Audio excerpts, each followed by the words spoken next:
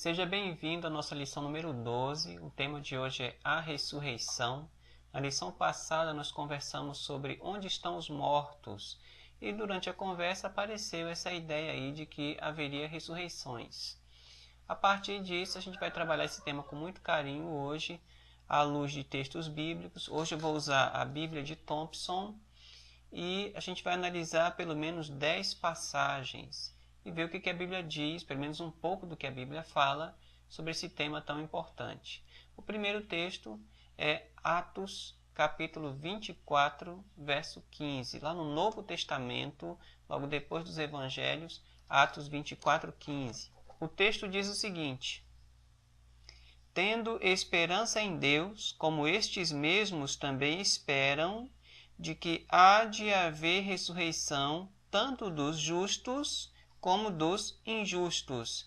Aqui, o contexto é um discurso que Paulo estava fazendo diante de alguém chamado Félix, alguém muito importante na época, e ele citou essa ideia que, olha, um dia todos vão ressuscitar, tanto os justos quanto os injustos. Os justos seriam aqueles que aceitaram a Cristo antes de morrer, e os injustos seriam aqueles que não aceitaram a Cristo antes de morrer. Voltando um pouquinho aí para o Evangelho de João, no capítulo 5, versos 28 e 29, João 5, 28 e 29, diz: não vos maravilheis disto, pois vem a hora em que todos os que estão nos sepulcros ouvirão a sua voz e sairão.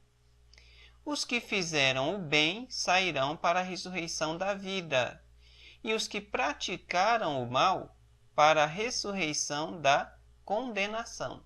Nesse texto nós vemos aí novamente duas ressurreições, uma que é chamada ressurreição da vida ou para a vida, e outra que é chamada ressurreição da condenação ou ressurreição para o juízo. Ainda no livro de João, no capítulo 11, versos 1 a 45, capítulo 11, versos 1 a 45, a gente não vai ler o trecho todo, porque é um trecho muito grande, mas quando você analisa aí na sua Bíblia, você vai ver que está falando da história de Lázaro. Mas não é aquele Lázaro da parábola, é o Lázaro amigo de Cristo. A gente vai analisar aqui apenas alguns textos para que você possa relembrar a história.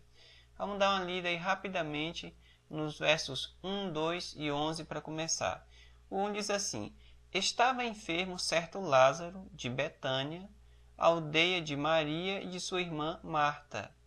Esta Maria, cujo irmão agora estava doente, era a mesma que ungiu o Senhor com bálsamo e lhe enxugou os pés com os cabelos. Então aqui nós tínhamos Maria, Marta e Lázaro, três irmãos. Lázaro estava doente. Aí no verso 11, disse isto e continuou: nosso amigo Lázaro dorme, mas vou despertá-lo. Bem, Maria e Marta mandaram avisar a Cristo de que seu amigo Lázaro estava doente. Então no verso 11, depois que Cristo recebeu a notícia, ele esperou ainda alguns dias antes de atender e ir lá ver como estava esse seu amigo doente. Então no verso 11 ele diz: olha, nosso amigo Lázaro dorme. No versículo 14 nós encontramos o seguinte: então Jesus disse claramente: Lázaro está morto. Esses dois versículos a gente analisou na lição passada para entender que a morte é um sono, um repouso. Aqui no verso 25, quando Cristo já estava conversando com as irmãs, na verdade ele estava conversando com Marta, ele diz assim: eu sou a ressurreição e a vida. Quem crê em mim, ainda que esteja morto, viverá. Agora, no verso 43 até o 45, a gente encontra o seguinte: tendo dito isso, Jesus clamou em alta voz: Lázaro, vem para fora. O morto saiu, tendo as mãos e os pés enfaixados e o rosto envolto num lenço. Disse Jesus: desatai-o e deixai-o ir.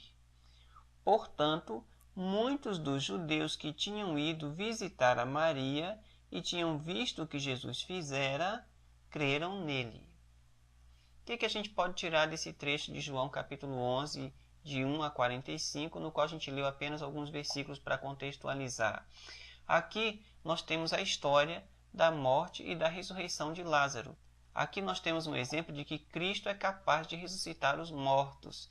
Ora, se ele foi capaz, pelo poder de Deus, de fazer isso enquanto ele estava nessa terra, cobrindo, escondendo a sua glória, imagina quando ele vier com toda a sua glória exposta. Como é que vai ser, né? O próximo texto, a gente vai dar um pulo lá em Apocalipse, no final da Bíblia, Apocalipse capítulo 20. Apocalipse capítulo 20, versos 5 e 6.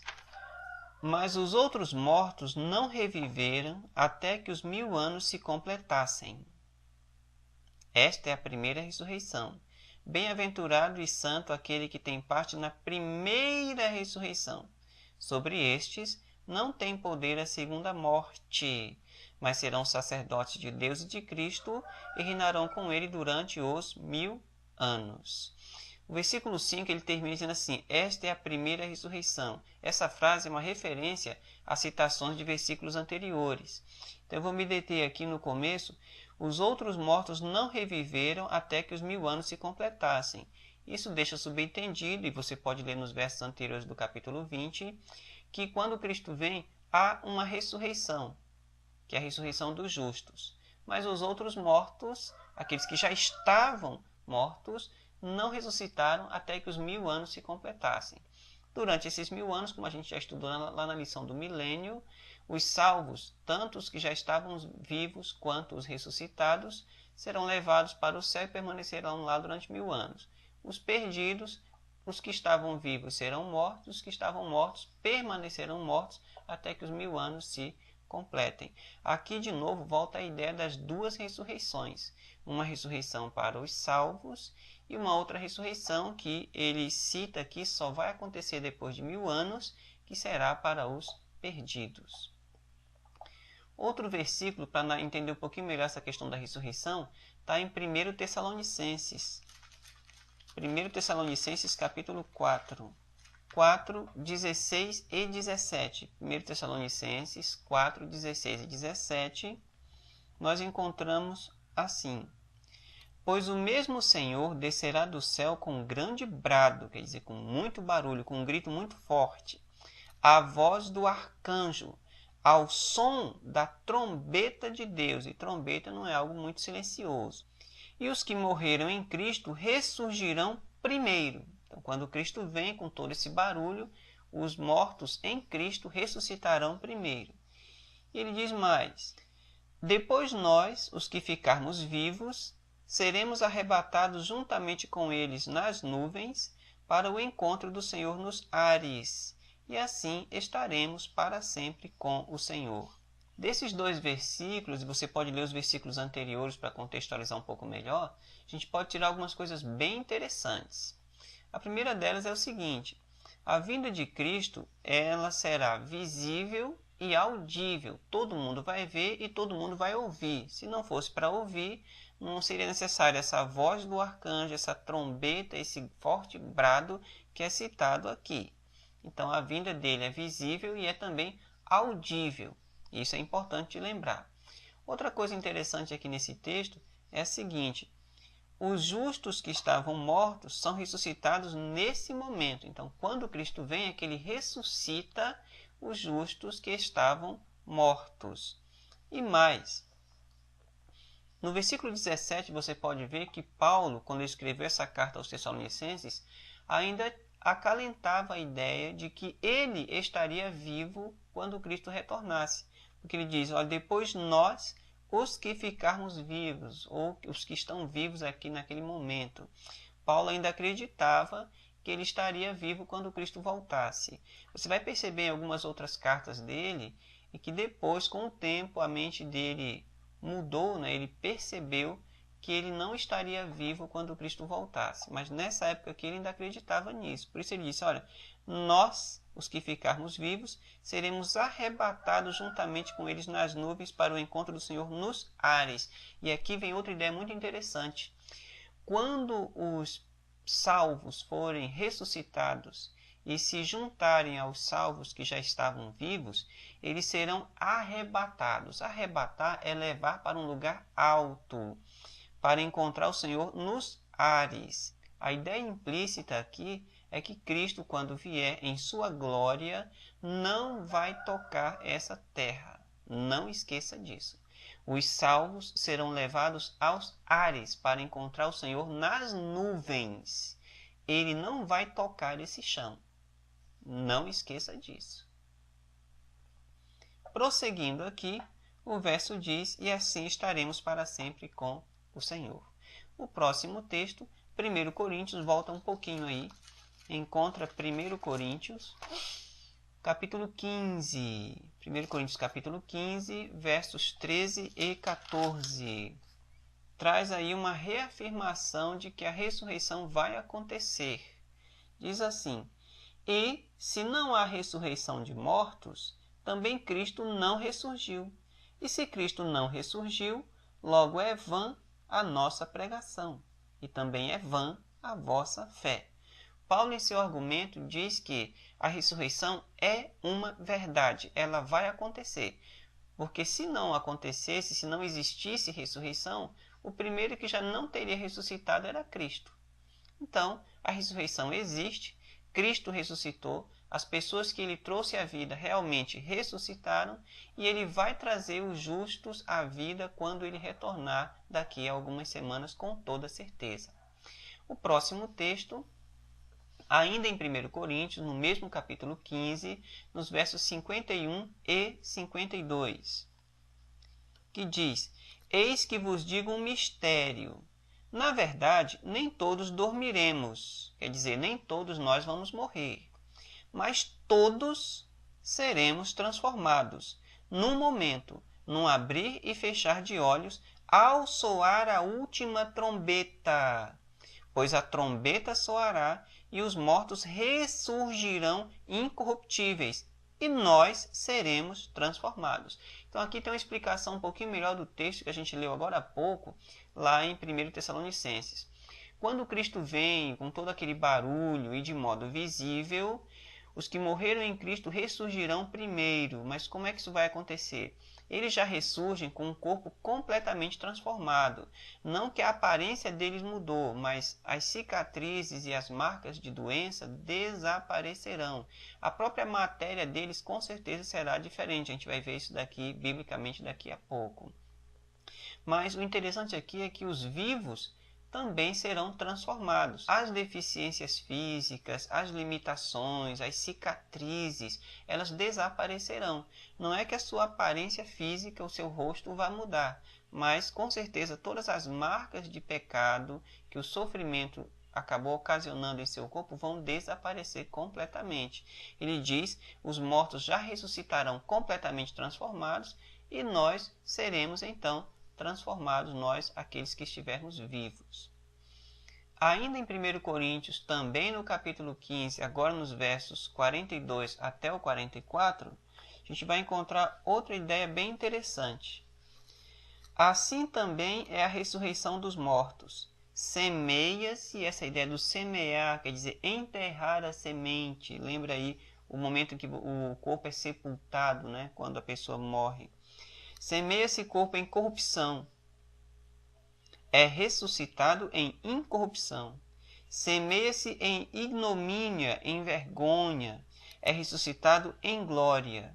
Semeia-se em fraqueza, é ressuscitado em poder.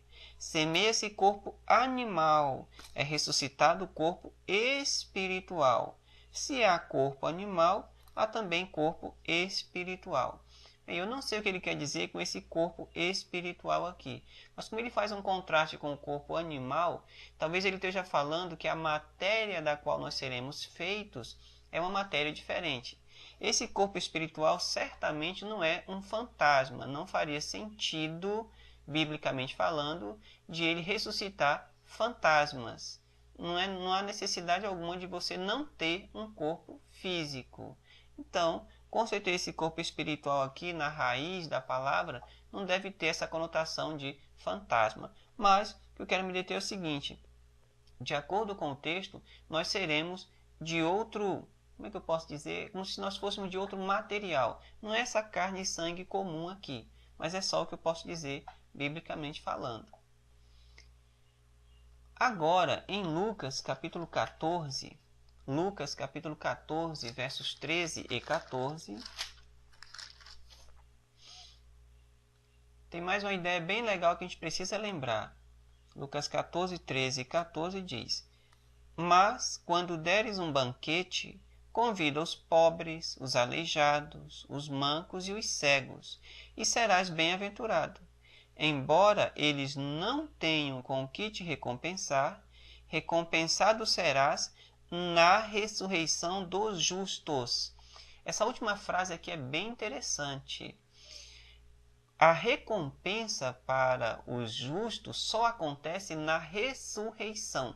Então não existe biblicamente essa história de que se você é bonzinho e você morre, você vai logo para o céu. Você teve a recompensa, vai para o céu. Se você é mau, um espírito de porco, né? Você morreu, vai direto para o inferno. Está aqui tua recompensa. Primeiro que nem o inferno de verdade, como ensinaram a gente, não existe. Mas morreu, é bonzinho, vai para o céu, ou é mau, vai para o inferno. Isso não existe biblicamente falando, porque a recompensa, tanto para os justos quanto para os injustos, só acontece na ressurreição. Recompensa só no dia da ressurreição.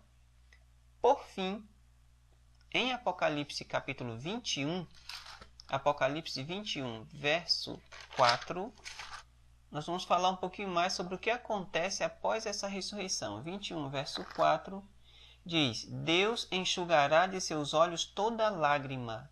Não haverá mais morte, nem pranto, nem clamor, nem dor. Clamor é aquele grito desesperado, né? Pois já as primeiras coisas são passadas. Veja que após a ressurreição dos justos, eles não terão mais os sofrimentos que esse mundo de pecado traz, mesmo porque o pecado, depois do milênio, será completamente exterminado. A realidade que Deus traçou para todos aqueles que o aceitam é uma realidade muito bonita. O fato de que vai ser enxugado dos olhos dele toda lágrima não quer dizer que você vai perder suas glândulas lacrimais. Provavelmente não. A questão aqui é que, com certeza, não haverá motivo para choro de sofrimento. Perceba que as lágrimas aqui estão relacionadas a tipos de sofrimento. Então, como não vai haver motivo para sofrimento, não haverá mais choro de sofrimento.